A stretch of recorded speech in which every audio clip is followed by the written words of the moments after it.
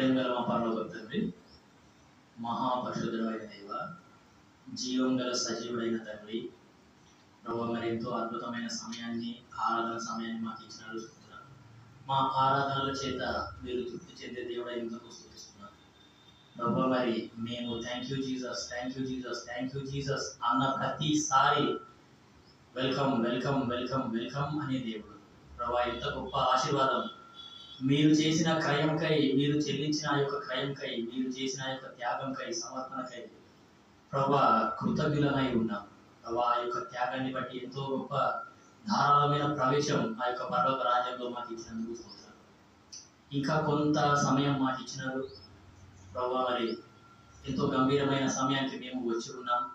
ఆ యొక్క రొట్టెలో ద్రాక్షరసంలో పాల్పొందబోతున్నాం. దయచేసి మాకు సాయం చేయండి నాయన. మరి మీ ప్రజల సమయాన్ని వ్యర్థం చేయకుండా కరుణించండి పరలోక తండ్రి. మరి మాకు కావాల్సిన హెచ్చరికలని మీరు మాకు అనుగ్రహించవలసిందిగా కోరుతున్నాం ప్రభు. మరి మీ హితమైతే నా యొక్క సాక్ష్యం కూడా కొంచెం మీ ప్రజలతో పంచుకునేలాగా సహాయం చేయవలసిందిగా కోరుతూ సంఘాన్ని దీవించండి ప్రభు. రానున్న దినాలలో అద్భుతమైన పరిచర్య జరిగేలాగా సహాయం చేయవలసిందిగా కోరుతూ అంధకార చీకటి శక్తులన్నింటినీ మేము విశ్వాసంతో యేసునామమున గద్దిస్తూ బంధిస్తూ మీ ప్రజలు మీ వాక్యాన్ని మర్చిపోకుండా దాన్ని నెమరు వేసేలాగా ప్రభా సహాయం చేయండి. వాక్యం అనే వలయంలో, రక్షణ అనే వలయంలోనే మేము ఉండేలాగా సహాయం చేయవలసిందిగా కోరుతూ మంచి మనస్సాక్షితో మరి నాయన మా హృదయాలు మేము సరి చేసుకొని కడగబడి క్షమాపణ పొందుకొని ఆ యొక్క రొట్టెలో ద్రాక్షరసంలో పాల్పొందేలాగా మాకు సహాయం చేయవలసిందిగా కోరుతూ యేసుక్రీస్తు ప్రభువు వారి నామమున స్తుతించి ప్రార్థించి అడిగి వేడుకుంటున్నాం తండ్రి. ఆమేన్. మరొక పర్యాయం మనం అదే మాట చదువుదాం. హెబ్రీ 7వ అధ్యాయము 24-25 వచనాలు మనందరం కలిసి గట్టిగా బిగ్గరగా ప్రార్థనాపూర్వకంగా అర్థాన్ని గ్రహిస్తూ చదవడానికి ప్రయత్నం చేస్తాం. Hebrews 7th chapter 24 and 25 verses will read all of us together. అందరం కలిసి ఈ యొక్క మాటలని మనము గట్టిగా బిగ్గరగా ప్రార్థనాపూర్వకంగా అర్థాన్ని గ్రహిస్తూ చదువుతాం. హెబ్రీ 7:24-25 వచనాలు. లేకపోతే నువ్వు ఈ పక్కన కూర్చోను, ఇది తీయడానికి రావట్లేదా పైకి? అవునా? సరే. 7:24-25 అందరం కలిసి. ఈయన నిరంతరము ఉన్నవాడు గనుక మార్పు లేని యాజకత్వము కలిగినవాడు ఆయను. ఈయన తన ద్వారా దేవుని యొద్దకు వచ్చువారి పక్షమున విజ్ఞాపనము చేయుటకు నిరంతరము జీవించుచున్నాడు గనుక వారిని సంపూర్ణంగా రక్షించుటకు శక్తిమంతుడై ఉన్నాడు. సంపూర్ణముగా రక్షించుటకు శక్తిమంతుడై ఉన్నాడు. సో కాబట్టి బైబిల్లో ఆరాధనకి చాలా ప్రాముఖ్యత ఉంది. మనం ఏది మర్చిపోయినా సరే ఆరాధన మాత్రం అసలు మర్చిపోదు. సో ఎందుకు ఆరాధన గురించి చెప్తున్నాము అంటే, మా ప్రాంతం సైడ్ ఏం చేస్తారంటే ఉదయం 10 గంటలకు అని అనౌన్స్ చేసినాం అనుకోండి, ఎవరు రారు. ఇక్కడ సిస్టర్స్ సైడ్ ఒక 10 మంది సిస్టర్స్ ఉంటారు, బ్రదర్స్ సైడ్ 4 బ్రదర్స్ ఉంటారు. ఆరాధన అయిపోయిన తర్వాత అందరూ ఆరాధన చేయడం అయిపోయిన తర్వాత లాస్ట్కి లేచి నిలబడి పాట పాడతారు కదా, ఆ పాట పాడేటప్పుడు అందరూ వస్తారు. 300 మెంబర్స్, హాల్ మొత్తం నిండిపోతుంది. పెద్ద హాల్ ఉంటుంది, మా చర్చ్ హాల్ మొత్తం నిండిపోతుంది. 300 కంటే ఎక్కువ మంది ఎవ్రీ సండే గ్యాదర్ అవుతారు. ఆరాధన వర్తమానప్పుడేమో ఉండేది 10 మంది. ఆరాధన వర్తమానానికి ఎవరు రాదు. మల్ల వర్తమానానికి అయితే అందరూ వచ్చి కూర్చుంటారు. సో ఇప్పుడు మనం ఏం చేస్తామంటే, ఇప్పుడు నేను మీకు కొన్ని వచనాలు చూపిస్తాను. ఎందుకు అంటే just encourage you for worship, మిమ్మల్ని ఆరాధన కొరకు ప్రోత్సాహపరచడానికి మాత్రమే. బైబిల్లో ఆరాధన 2 రకాలు, old testament worship and new testament worship. పాత నిబంధన కాల ఆరాధన అండ్ నూతన నిబంధన కాల ఆరాధన. పాత నిబంధన కాలంలో భక్తులు దేవుణ్ణి చాలా అద్భుతంగా ఆరాధన చేసినారు. వాళ్ళు ఒకే ఒక మాటను బట్టి ఆరాధన చేసినారు. ఏంటి ఆ మాట అంటే, ఆయన ఏమై ఉన్నాడు, హూ ఈజ్ హీ, ఆయన ఏమై ఉన్నాడు అనే మాటను బట్టి ఈ యొక్క పాత నిబంధన కాలంలో భక్తులు దేవుణ్ణి ఆరాధన చేశారు. Who is he. నూతన నిబంధనకు వచ్చేసరికి for me who is he, నాకు ఆయన ఎవరు, నాకు ఆయన ఏమై ఉన్నాడు. అని మనం ఆరాధన చేస్తున్నాం. కానీ పాత నిబంధన కాలంలో ఆయన ఏమై ఉన్నాడు? Who is he? ఇర్మియా 32:40 చూడండి, ఎంత మంచిగా ఉందో చూడండి దేవుడి వాక్యం. ఇర్మియా 32వ అధ్యాయము 40వ వచనం. అసలు ఈ మాటలు నేను మీకు చెప్పేది కూడా మీరు ఎల్లప్పుడూ ఆ వర్షిప్, ఆరాధన, థ్యాంక్ యూ, కృతజ్ఞత అనే ఆ యొక్క వలయంలోనే మీరు ఉండాలి. ఎప్పటికీ మనకు టైం దొరికిందంటే కదా దేవుణ్ణి ఆరాధన చేస్తూనే ఉండాలి. ఆ ఉద్దేశంతో ఆరాధన యొక్క ప్రాముఖ్యత మీరు తెలుసుకోవడానికి, ఈ దేవుడు ఎలాంటి వాడో మీరు తెలుసుకోవడానికి ఈ 32:40 ఇర్మియా. నేను వారికి మేలు చేయుట మానకుండునట్లు. నువ్వు నేను నమ్ముకున్న దేవుడు ఎలాంటి దేవుడు అంటే మేలు చేయుట మానని దేవుడు. మేలు చేయుట మానని దేవుడు, మానని దేవుడు, మానని దేవుడు. ఈ దేవుడు నీకు నాకు మేలులు చేయడం మానట్లేదు, మానట్లేదు, మానట్లేదు. గుర్తుపెట్టుకోండి, మానట్లేదు, మానకుండా ఈ యొక్క దేవుడు నిరంతరము కంటిన్యూస్ ఫ్లో. అది ఆ ఫ్లోని ఎవ్వరు కూడా అడ్డుకోలేకపోతున్నారు, ఎవరు కూడా ఆపలేకపోతున్నారు. పలానా సిస్టర్ కి నువ్వు మేలు చేయడానికి వీల్లేదు, పలానా బ్రదర్ కి నువ్వు మేలు చేయడానికి వీల్లేదు, పలానా కుటుంబానికి నువ్వు మేలు చేయడానికి వీల్లేదు అని అడ్డుకునే వాళ్ళు ఎవరు కూడా లేరు. గుర్తుపెట్టుకోండి, మేలు చేయుట మానని దేవుడు బైబిల్లో రాయబడ్డది. పాత నిబంధన కాలంలో భక్తులు ఇట్లా ఆరాధన చేసినారు దేవుణ్ణి. ప్రభువా నువ్వు మేలు చేయుట మానని దేవునిది. మా తాతలకు మేలు చేసినావు, మా తాతల కాలంలో వాళ్ళకు మేలు చేసినావు, మా తండ్రుల కాలంలో వాళ్ళకు మేలు చేసినావు, ఇప్పుడు మాకు మేలు చేస్తున్నావు. ఎన్ని కాలాల నుండి, ఎంత కాలం నుండి నువ్వు మాకు మేలు చేస్తున్నావు. మా తాతల కాలంలో ఉన్న సంఘానికి నువ్వు మేలు చేసినావు, మా తండ్రుల కాలంలో ఉన్న సంఘానికి నువ్వు మేలు చేసినావు, ఇప్పుడు నా సంఘానికి నువ్వు మేలు చేస్తున్నావు. నువ్వు మేలు చేయుట మానని దేవుని అయ్యా, నీకు వందనాలు. పాత నిబంధన కాలంలో భక్తులు ఈ విధంగా దేవుని ఆరాధన చేసినారు. మేలు చేయుట మానని దేవుడు. 41వ వచనం, 32:41. వారికి మేలు చేయుటకు వారి యందు ఆనందించుచున్నాను. అర్థమవుతున్నాను? ఆనందంగా మేలు చేసే దేవుడు, సంతోషంగా మేలు చేసే దేవుడు. మనకు మేలు చేస్తుంటే ఆ దేవునికి సంతోషం. మనుషుల దగ్గరికి నేను గనక సహాయానికి వెళ్తే ఫస్ట్ టైం ఏదో సహాయం చేస్తాడు, సెకండ్ టైం కొంచెం కోపగించుకున్నా సరే కొంత మటుకు సహాయం చేస్తాడు, మూడోసారి అదే వ్యక్తి దగ్గరికి వెళ్ళినాను అనుకో ఆయన కోపగించుకుంటాడు, విసుక్కుంటాడు. ఎన్నిసార్లు అని నీకు హెల్ప్ చేయాలి. కానీ దేవుడు మాత్రం ఏ మాత్రం కూడా కోపగించుకోకుండా, ఏ మాత్రం కూడా విసుక్కోకుండా ఆయన ఆనందంగా మేలు చేస్తున్నాడు. మనం ఆయన దగ్గరికి వెళ్తేనే ఆయనకు ఆనందం, ఆయనకు సంతోషం. అందుకే ప్రభువా నువ్వు సంతోషంగా మేలు చేసే దేవుని, మాకు ఆనందంగా మేలు చేస్తున్నావు. నువ్వు మూలుకుంటా, గునుక్కుంటా, సనుక్కుంటా నువ్వు మాకు మేలు చేయట్లేదు అని పాత నిబంధన కాలంలో భక్తులు ఈ దేవుని ఆరాధన చేశారు.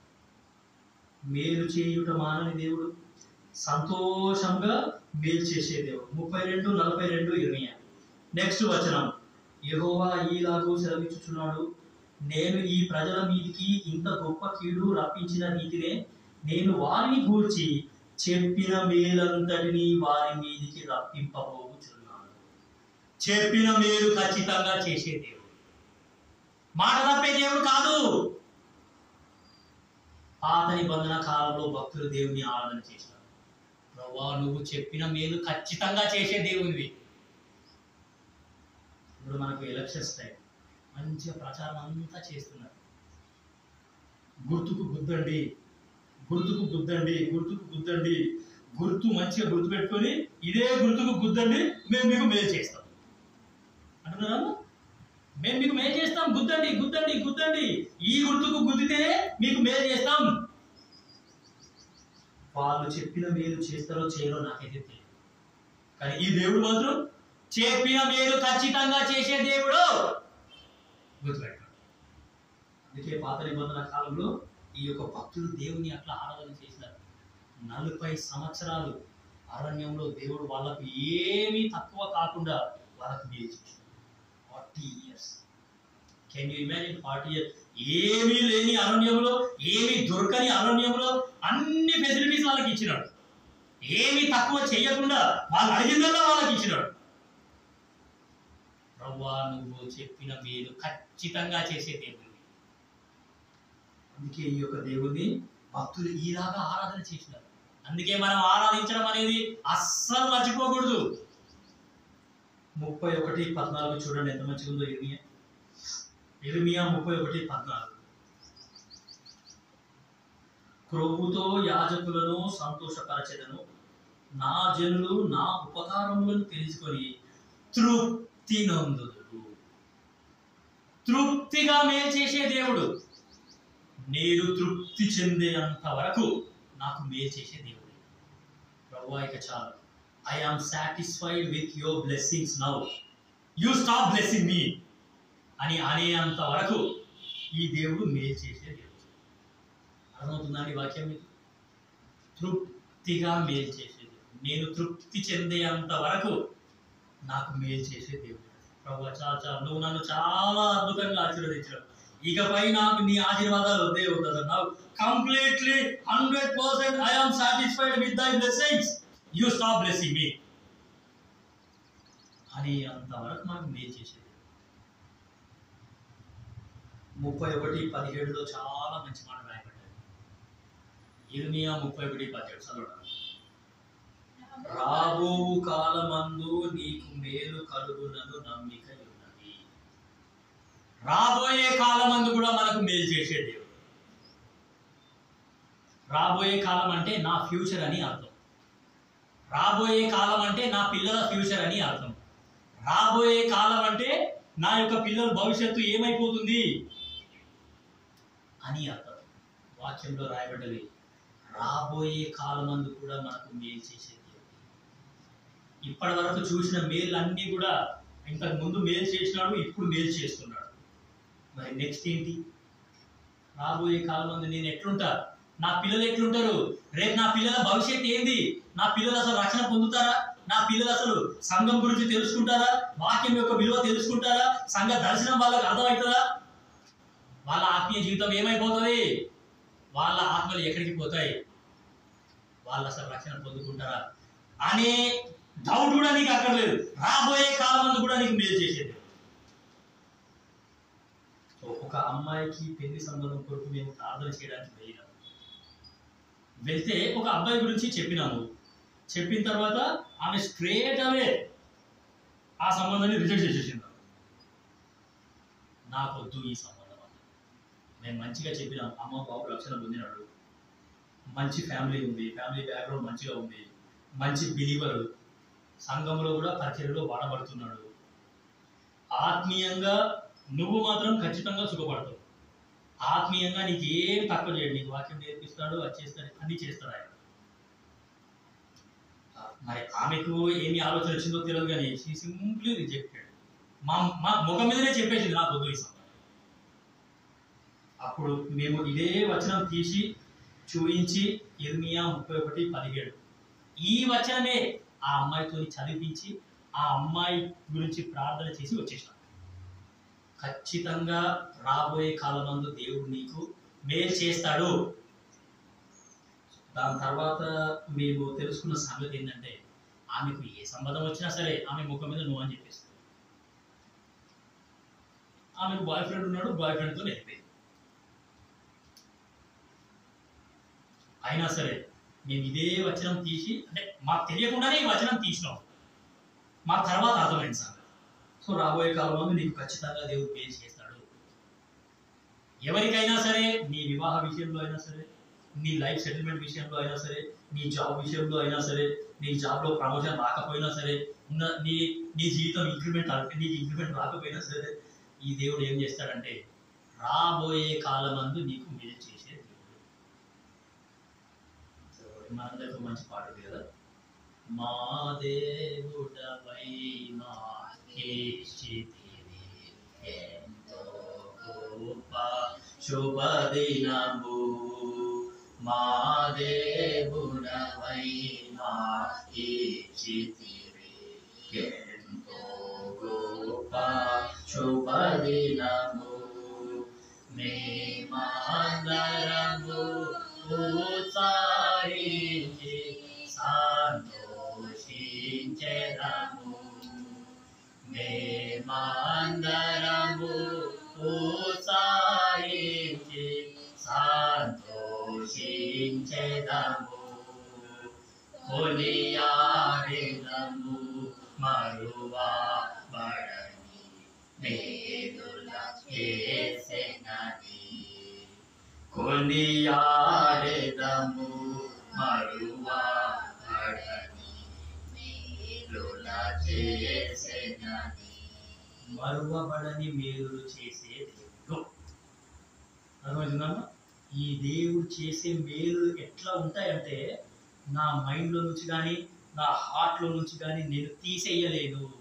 నువ్వు నీ జీవితంలో మరచిపోలేనటువంటి మేలు చేసే దేవుడు. అందుకే వాక్యంలో మంచి మాట రాయబడ్డది, యెహోవా తమకు దేవుడుగా గల జనులు ధన్యులు. ఈ దేవుడు గనక నీకు నాకు దేవుడైతే మనమే ధన్యులం. నా పేరు హృదయరాజన్. ఇరుకు మార్గము విశాల మార్గము అనే వచనం ద్వారా నేను రచన పొందాను. 2003 సంవత్సరంలో నేను రచన తీర్మానం తీసుకున్నాను. దాని తర్వాత కొంతకాలం మంచిగానే ఉన్నాను.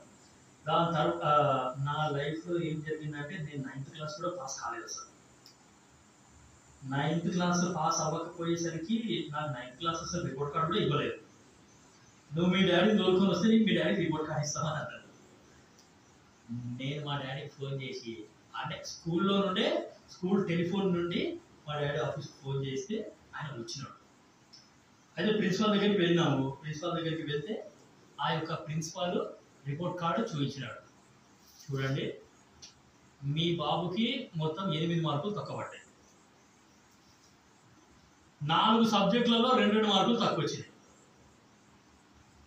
నిజానికి చెప్పాలంటే మీ బాబు 9th క్లాస్ ఫెయిల్ అయినట్టు. వాడిని ఇప్పుడు 10th క్లాస్లో పంపించాలా? మీరే చెప్పండి. As a parent, as a father మీరే చెప్పండి.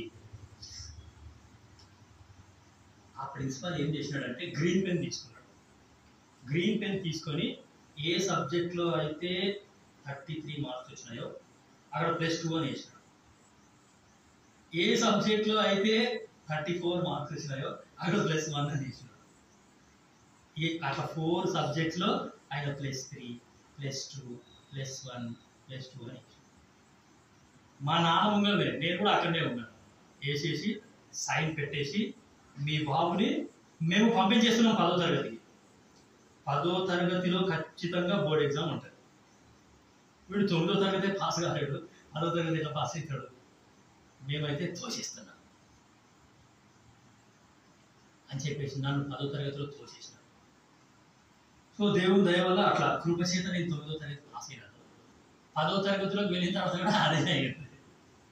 లాస్ట్కి ఒక సబ్జెక్ట్లో కరెక్ట్ 35 మార్క్స్ వచ్చింది. నేను 10వ తరగతి పాస్ అయినాను అనే సంతోషంలో మా డాడీకి రిపోర్ట్ కార్డు తీసుకొచ్చి చూపిస్తే ఆయన ఒక సబ్జెక్ట్లో 35 మార్క్స్ అని చూసినాడు. చూసేసరికి నువ్వు 10వ తరగతి కూడా పాస్ కాలేదురా, ఈ సబ్జెక్ట్లో నీకు ఖచ్చితంగా 32, 33 వచ్చినాయి. ఆ పేపర్ దిద్దేటోడు ఏం చేసినాడంటే మళ్ళీ +1, +2 ఎక్కడో యాడ్ చేసి నిన్ను తోచేసినాడు. ఇక నువ్వు అసలు చదువు, నీ వల్ల చదువు కాదు, చదువు నీకు అంటేటట్టు లేదు అని చెప్పేసి అందరూ నిరుత్సాహపరిచేసరికి అలా చదువు అంటేనే పూర్తిగా నాకు ఇదైపోయింది. 10th క్లాస్ అయిపోయిన తర్వాత 3 ఇయర్స్ వేస్ట్ అయిపోయాయి. 3 ఇయర్స్ అంటే హాస్టల్లో చదువుకోవడానికి ఒక ప్రాంతానికి మా నాయన పంపించినాడు. అక్కడ కూడా నేను చదవలేదు. 3 ఇయర్స్ వేస్ట్ అయిపోయింది. దాని తర్వాత ఏమి అంటే మళ్ళీ ఇంటర్మీడియట్లో జాయిన్ చేస్తా అన్నాడు. అప్పటికి ఏజ్ చాలా ఎక్కువ అయిపోయింది. ఇంటర్మీడియట్ పిల్లలు ఏమో చిన్న చిన్నగా ఉన్నారు, నేనేమో ఇంత పెద్దగా ఉన్నాను. వాళ్ళకి నాకు ఏజ్ గ్యాప్ 4 ఇయర్స్, వాళ్ళంతా నాకంటే 4 ఇయర్స్ చిన్న. సో ఇంకా అట్లా నాకు ఇష్టం లేకున్నా ఆయన ఇంటర్మీడియట్లో జాయిన్ చేసేసరికి ఇంకా ఆ కాలేజ్కు వెళ్ళలేక, క్లాస్ వినలేక, చిన్న చిన్న పిల్లల మధ్యలో కూర్చొని నేనేం వినాలి అని చెప్పేసి నాకు పూర్తిగా విసిగే వచ్చేసింది, విరక్తి చెందేసి. సో అట్లా లోకంలో జీవిస్తూ ఉన్నాను. రక్షణ తీర్మానం అయితే తీసుకున్నాను, కానీ ఈ శరీర జీవితం ఇట్లా డిస్టర్బ్ అయిపోయేసరికి ఏమి అంటే నేను ఆత్మీయ జీవితాన్ని కూడా పూర్తిగా సర్వనాశనం చేసుకున్నాను. కానీ మా అమ్మ నాయన మాత్రం ఇదే చర్చకు నడిపించినారు. ఈ సంఘం తప్ప వేరే సంఘం అసలు మాకు తెలియదు. సో కాబట్టి ఇంతకుముందు చూపించిన యెషయా 44:21 ఆ వచనం నేను కంఠస్థం చేసినాను. నిజానికి చెప్పాలంటే ఆ యొక్క ఆ రోజు నేను మా నాయన బలవంతంగా నన్ను మందిరానికి తీసుకొని పోకపోయి ఉంటే, ఆ వచనం దేవుడు నాకు ఆ వచనం ద్వారా మాట్లాడకపోయి ఉంటే బహుశా ఈ రోజు నేను ఇక్కడ ఉండేవాడిని కాలేదు. కాబట్టి ఆ రోజు నైటే నేను నా రూమ్లోకి వచ్చినాను, ప్రార్థన చేసుకున్నాను, దేవుడికి క్షమాపణ అడిగినాను. క్షమాపణ పొందుకున్న తర్వాత వాక్యం చదువుతూ ఇక క్రమం తప్పకుండా వాక్యం చదువుతూ వచ్చినాను. దాంతో ఇంట్రెస్ట్ లేకపోయినా ఇంటర్మీడియట్ పోయినాను. కాలేజీకి పోకుండా ఇంట్లో కోసం చదివి పాస్ అయిపోయాను. ఇంటర్మీడియట్ పాస్ అయిపోయావు కాబట్టి నువ్వు మళ్ళీ డిగ్రీలో జాయిన్ అవ్వాలా అంటాడు. మళ్ళీ డిగ్రీలో జాయిన్ అయినాను. ఆ డిగ్రీ కూడా దేవుని దయ వల్ల 3 years కంప్లీట్ అయిపోయింది. దాని తర్వాత 2 years నువ్వు ఎట్లాగో పాస్ అవుతున్నావు కాబట్టి నెక్స్ట్ కూడా ఇంకొక 2 years చదువు అని అంటే అప్పటికే ఏజ్ ఎక్కువ అయిపోతుంది.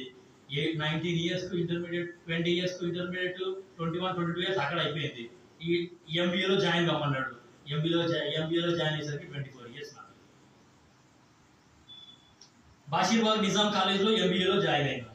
అక్కడ ఎంబీఏలో జాయిన్ అయ్యి ఏం చేశానంటే హెబ్రోన్కి ఆపోజిట్లోనే జమిస్తాన్పూర్ అని ఒక ప్రాంతం ఉంది. ఆ ప్రాంతంలో ఒక రూమ్ తీసుకొని నేను ఒక్కనే ఉన్నాను. ఒంటరిగా ఉండి ఏమి అంటే హెబ్రోన్కి వెళ్తున్నాను, కాలేజ్కి వెళ్తున్నాను అండ్ రూమ్లో ఉంటున్నాను. ఈ 3 స్థలాలు. ఈ 3 స్థలాలు తప్ప నాకు వేరే స్థలం అసలు తెలియదు. నిజాన్ని చెప్పాలంటే నాకు కూడా చాలా శోధనలు వచ్చినాయి. హెబ్రోన్ చుట్టుపక్కల అన్ని సినిమా థియేటర్లే ఉన్నాయి. అయినా సరే ఒకరోజు కూడా ఏ సినిమా థియేటర్కి నేను పోలేదు. హెబ్రోన్కి పోయాను.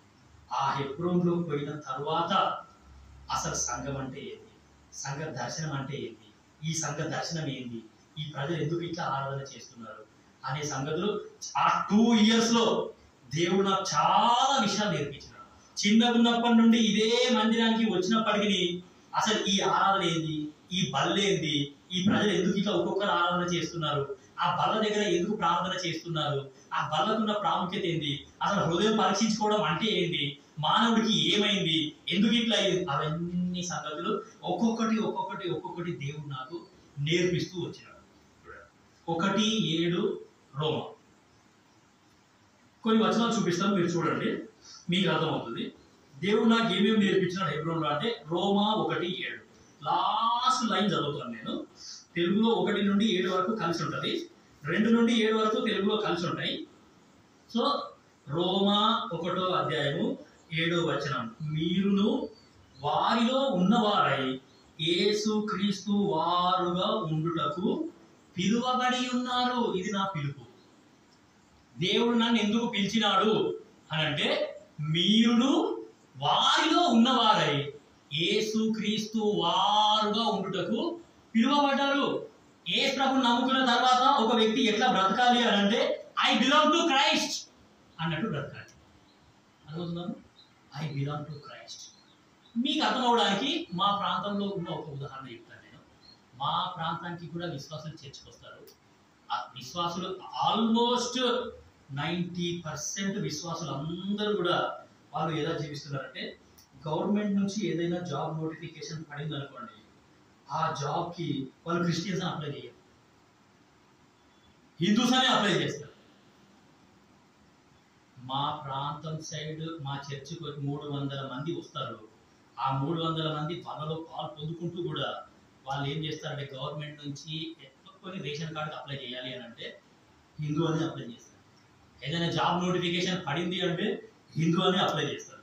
గవర్నమెంట్ నుంచి ఒక స్కీమ్, మొన్న ప్రజాపాలన అని ఒక స్కీమ్ వచ్చింది కదా, ఆ స్కీమ్కు అప్లై చేయడానికి కూడా విశ్వాసులందరూ హిందూస్ అనే అప్లై చేశారు.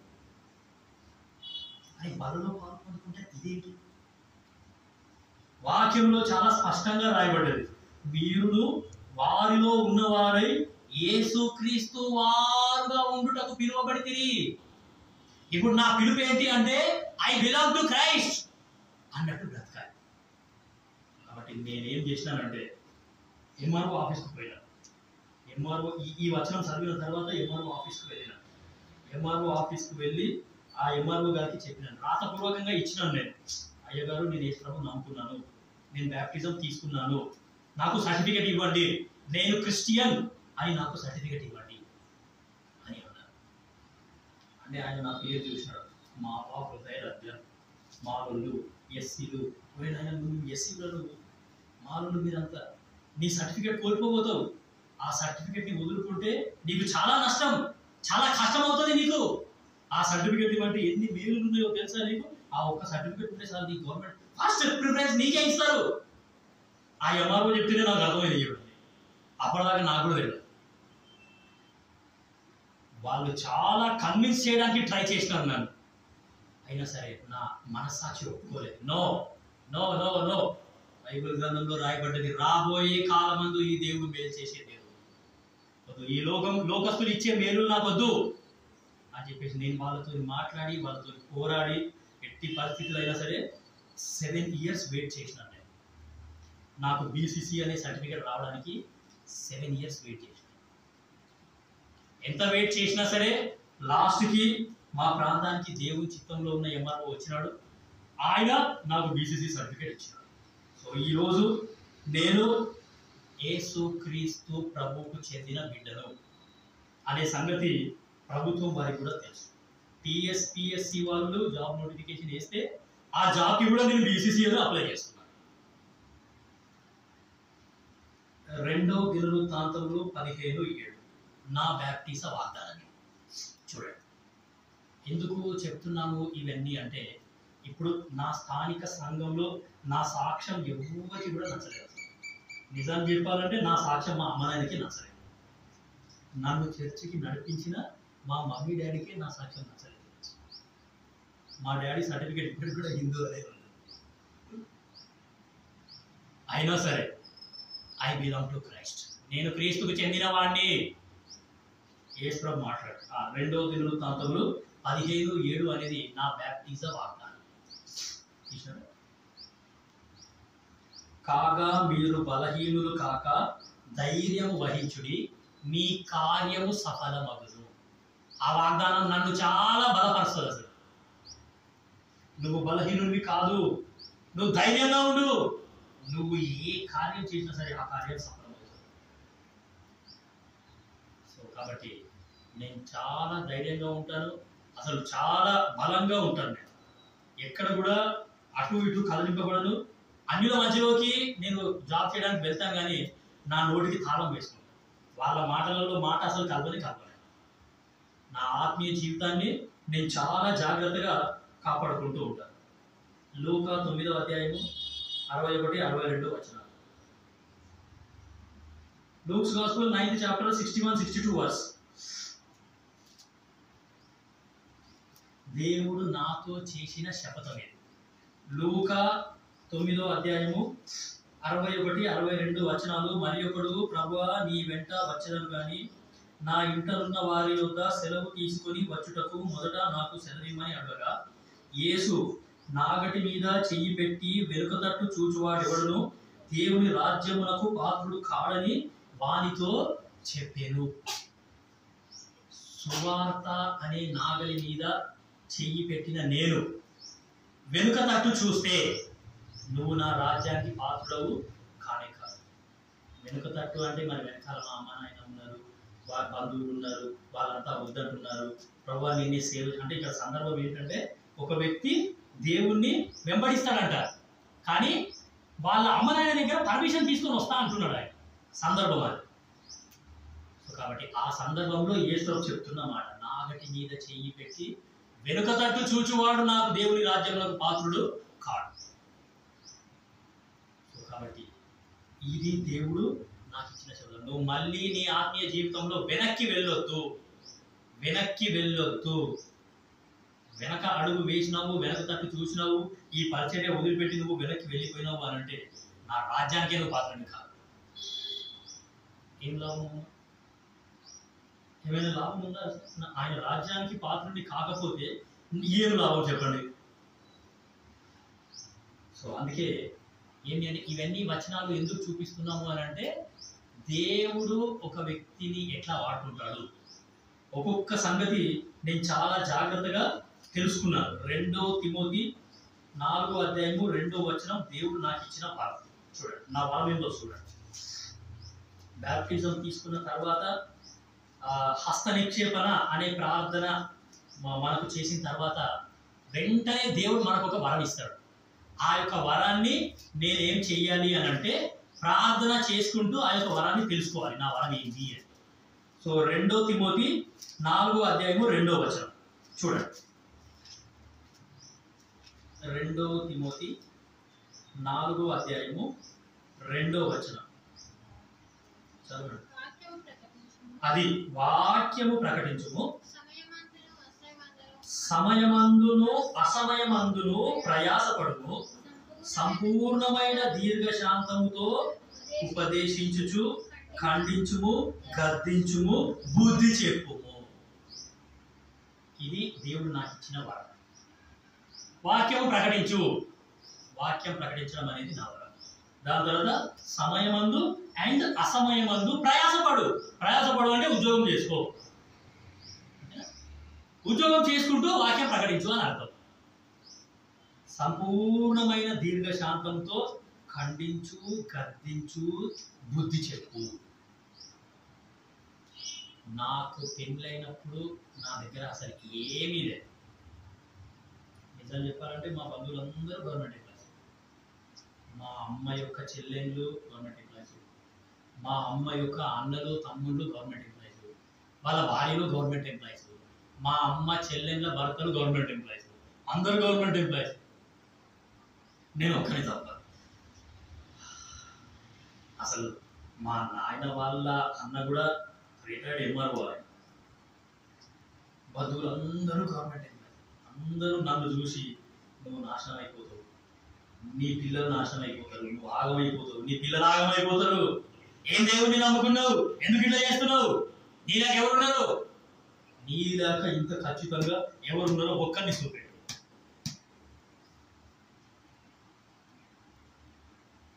ఛాలెంజ్ చేస్తున్నారు. ఈవెన్ ఈ మొన్నటిదాకా మా మమ్మీ కూడా అదే మాట అన్నది. నా రక్షణ కొరకు ప్రార్థన చేసిన మా మమ్మీ నువ్వు ఆగమైపోతారా, నీ పిల్లలు ఆగమైపోతారా అన్న. నేను ఒకటే మాట అన్నా, దేవుడు ఆగం చేస్తే ఆగమైపోతాం మేము. రాబోయే కాలంలో మేలు చేస్తాడని ఉందా? చెప్పిన మేలు ఖచ్చితంగా చేస్తాడని ఉందా? మరి ఆగం ఎందుకు అయిపోతుంది?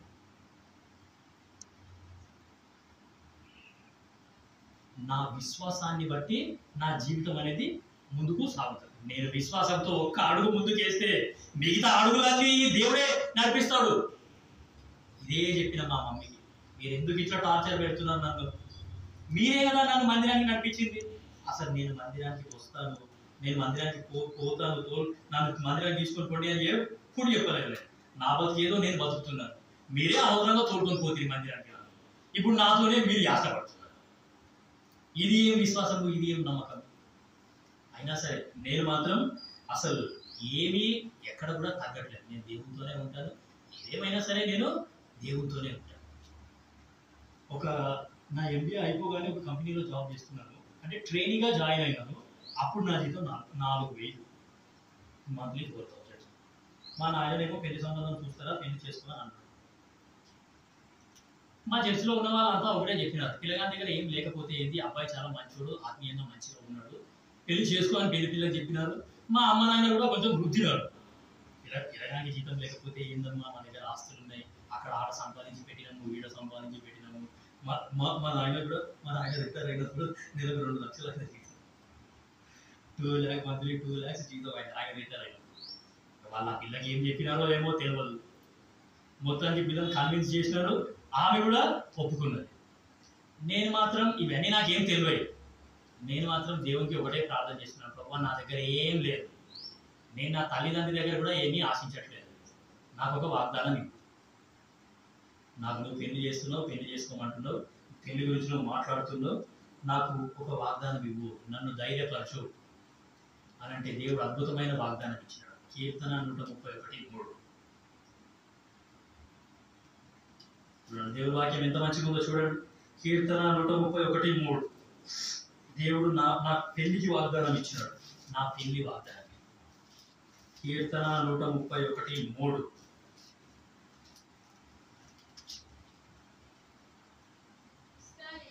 ఇశ్రాయేలు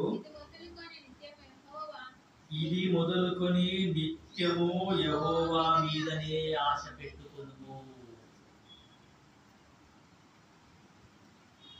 ఇది మొదలుకొని అంటే మ్యారేజ్ అయ్యే డే నుండి, ఏ రోజైతే నీకు పెళ్లి అవుతుందో ఆ పెళ్లి రోజు నుండి ఏం చెయ్యాలి అంటే నిత్యము యెహోవా మీద ఆశ పెట్టుకో. నీ ఆశలు కోరికలు అన్నీ ఈ దేవుడు తీరుస్తాడు. ఇట్లా చెప్తా పోతే ఇంకా చాలా మాటలు ఉన్నాయి, ఇంకా చాలా వచనం తీసి మరీ నేను చూపిస్తాను. సో కాబట్టి ఒకే ఒక పాయింట్ టచ్ చేద్దామని వచ్చినాను. సో మనం we're running our time. So కాబట్టి ఒక్క మాట రక్షణ గురించి ఒక్క మాట చూసుకొని మనం ఫేస్ చేద్దాం. రోమా 10వ అధ్యాయము 9వ వచనం. ఇక్కడ నుండి బలవతనం. రోమిలకు రాసిన పత్రిక 10వ అధ్యాయము 9వ వచనం. మళ్ళీ దేవుని చిత్తం అయితే నెక్స్ట్ టైం ఎప్పుడైనా నేను వస్తే ఇంకా మిగతా సాక్ష్యం కూడా చెప్తాను. సో ఇంకా చాలా ఉంది, చాలా వాగ్దానాలు దేవుడు నెరవేర్చినాడు. ఈ సంవత్సరం దేవుడు నాకు చాలా అద్భుతమైన వాగ్దానం ఇచ్చినాడు. సో ఆ వాగ్దానం దేవుడు ఎందుకు ఇచ్చినాడు, ఏ సందర్భంలో దేవుడు ఆ వాగ్దానం ఇచ్చినాడు, అవన్నీ దేవుడి చిత్తం అయితే నేను నెక్స్ట్ టైం చెప్తాను. సో మనకు టైం అయిపోతుంది కాబట్టి ఏం చేస్తామంటే ఈ ఒక్క వచనం చదువుకొని మనము బలలో ప్రవేశిస్తాం. రోమా 10వ అధ్యాయము 9వ వచనం.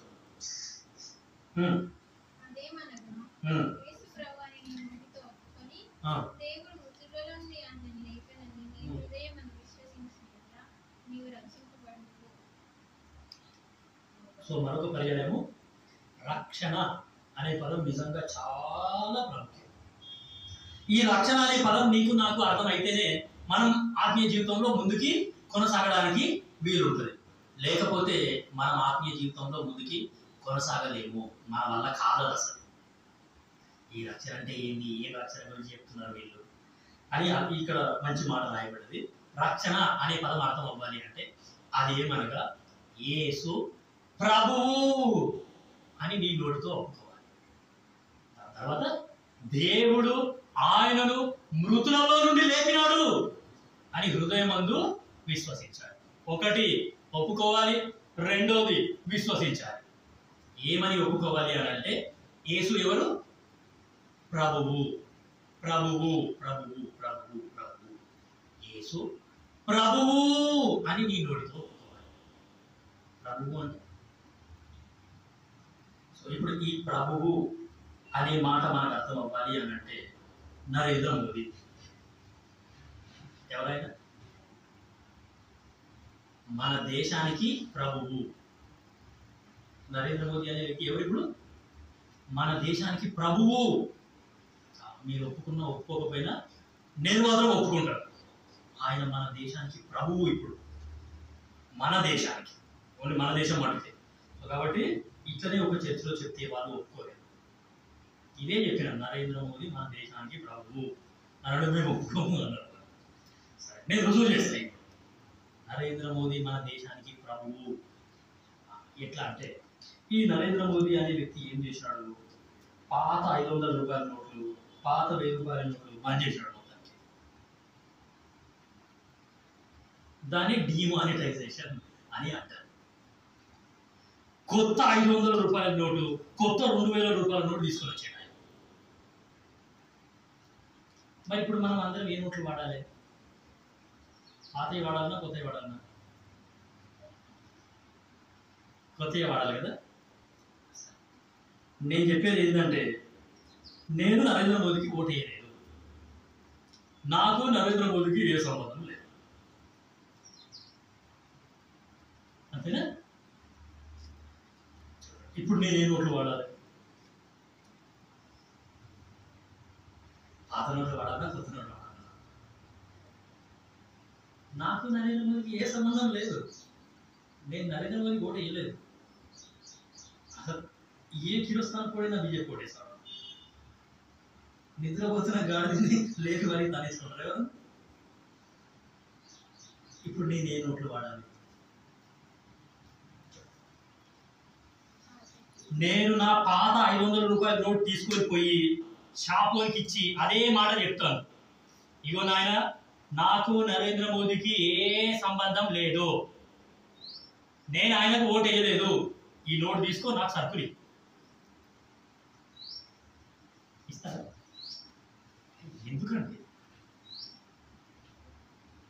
అందుకే స్టార్టింగ్లో ఆ మాట చెప్పినాం. ఏం చెప్పినాము? నరేంద్ర మోదీ అనే వ్యక్తి ఎవరు? మన దేశానికి ప్రభువు. ప్రభువు. ఇప్పుడు అర్థమైందా? ప్రభువు అనే మాట. నీకు నచ్చినా నీకు నచ్చకపోయినా ఆయన ఆయన అధికారాన్ని ఒప్పుకున్నావా ఒప్పుకోలేవా? ఇప్పుడు రక్షణ అంటే కదా, యేసు ప్రభువు అని ముందు నువ్వు ఒప్పుకో. అందుకే ఒప్పుకోవడం చాలా ప్రాముఖ్యం. ఆ నరేంద్ర మోదీకి నేను ఓటు వేయకపోయినా ఆయన ఏమన్నా చేసుకోలేదు. 1 నేషన్ 1 ట్యాక్స్ అంటాడు ఆయన. ఆ ట్యాక్స్లన్నీ తీసేసి ఒకే ఒక ట్యాక్స్, జిఎస్టి. 1 nation 1 tax. ఆ 1 నేషన్ 1 కార్డ్ అంటాడు. ఇక ration card, pink card, white card, red card, ఏ కార్డు లేదు, ఒకటే ఒక కార్డు. దాని తర్వాత దేశం అంతా 1 నేషన్ 1 ఐడెంటిటీ, ఆధార్ కార్డు. ఆయన ఏం చేసినా సరే నేను ఆయనకు ఓటు వేయకపోయినా ఆయన అధికారానికి నేను ఏం చేస్తున్నాను? ఒప్పుకుంటున్నాను. ఆయన అధికారం కిందనే ఉన్నాను. ఆయన చెప్పిన పని చెయ్యకపోతే ఎవరికి నష్టం? ఇప్పుడు నాకే నష్టం. నేను పాత నోట్లే వాడతా అనంటే నా ఇంట్లో ఏవైనా సరుకులు వస్తాయా? ఒక్కటి కూడా రాదు. నాతో పాటు ఉన్న వాళ్ళకు కూడా నష్టమే. సో కాబట్టి యేసు ప్రభువు అని నువ్వు ఒప్పుకోవాలి. నేను ఆయా సంఘాలకు పరిచయకు పోయి ఫస్ట్ ఇదే వాక్యం చెప్తున్నా. ఫస్ట్ మీకు రక్షణ అంటే ఏంటో క్లియర్ కట్ క్లారిటీ రావాలి. అది వచ్చిన తర్వాతనే నేను నెక్స్ట్ వాక్యం చెప్తాను. మీరు ఇంతకు ముందు మీకు రక్షణ అంటే ఎటువంటి అవగాహన ఉందో నాకు తెలియదు. ఈ రక్షణ అంటే ఫస్ట్ నీకు అవగాహన రావాలి. ఈ అవగాహన వచ్చిన తర్వాతనే నేను ముందుకు సాగుతాను. లేకపోతే ఇదే చెప్తాను. మరి ఇప్పుడు దేవుని అధికారానికి నువ్వు నేను ఒప్పుకున్నావా ఒప్పుకోలేవా? ప్రావర్బ్స్ 3rd చాప్టర్, సామెతలు 3వ అధ్యాయం చూడండి. ఎంత మంచిగా ఉంది దేవుని వాక్యం.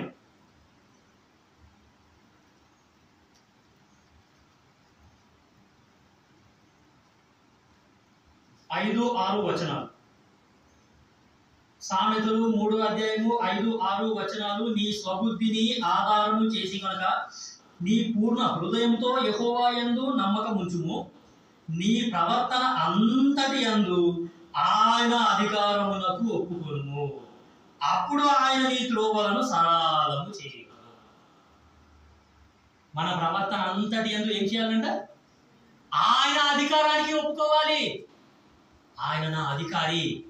అందుకే ఆ వచనాలు చూపించాం. మేలు చేయుట మానని దేవుడు, సంతోషంగా మేలు చేసే దేవుడు, చెప్పిన మేలు ఖచ్చితంగా చేసే దేవుడు, రాబోయే కాలమందు నీకు మేలు చేసే దేవుడు. ఇటువంటి మేలు చేసే దేవుని అధికారం కింద ఉండడానికి మనకెందుకు ఇదవ్వట్లేదు? ఒక చర్చిలో వెళ్ళి ఇట్లనే చెప్పినాను. బ్రదర్స్ అంతా ఇట్లా కూర్చున్నారు, సిస్టర్స్ అంతా ఇట్లా కూర్చున్నారు. ఆ మీటింగ్ అయిపోయిన తర్వాత నాకు భోజనం పెట్టేటప్పుడు అందరూ వచ్చి కలిసి నాతో మాట్లాడి, అసలు ఇటువంటి మెసేజ్ మేము విననే లేదు బ్రదర్ ఇప్పటి వరకు. రక్షణ అంటే ఇదా? ప్రభువు అనే మాట మాకు ఇప్పుడు అర్థమైంది. ప్రభువు అంటే ఏంటో మాకు ఈ రోజు అర్థమైంది. ఈ రోజు తెలియదు నాకు ఇవన్నీ. కాబట్టి రాబోయే కాలమందు మేలు చేసే దేవుని అధికారం కింద ఉండడానికి నేను ఒప్పుకుంటున్నానా లేదా? ఆ బలలో పాల్పొందే ముందు ప్రశ్న. నా హృదయాన్ని నేను పరీక్షించుకుంటా. ప్రభువా, నువ్వు ప్రభువువి, నీ అధికారం కిందనే నేను ఉంటాను. రక్షణ పొందిన తర్వాత కూడా ఇష్టం వచ్చినట్టు ప్రవర్తిస్తాను. అసలు ఈ రోజులలో అయితే people are spending more than 10 hours on mobile phone. Mobile phone మీదనే 24 గంటలలో 10 గంటలు మొబైల్ ఫోన్తోనే గడుపుతున్నారు. Young boys and young girls. ఎంత మైండ్లో మొత్తం అంత చెత్త నింపుకుంటున్నారు. అసలు బైబుల్ చదువురా నాయన అంటే ఫోన్లోనే బైబుల్ చదువుతా అంటాడు వాడు. నో, ఆయన అధికారం కిందే ఉండాలి. నా ప్రవర్తన అంతటి యందు ఆయన అధికారానికి నేను ఒప్పుకోవాలి. ప్రాక్టికల్ ఎగ్జాంపుల్, ఆ నరేంద్ర మోదీకి నాకు సంబంధమే లేదు. అసలు ఆయన అధికారంలో ఉండి క్రైస్తవులందరినీ ఎంత టార్చర్ పెడుతున్నాడు. ఆయన తీసుకొచ్చిన ఆ చట్టాలన్నీ నేను ఎందుకు పాటించాలి? పాటించకపోతే నాకే నష్టం.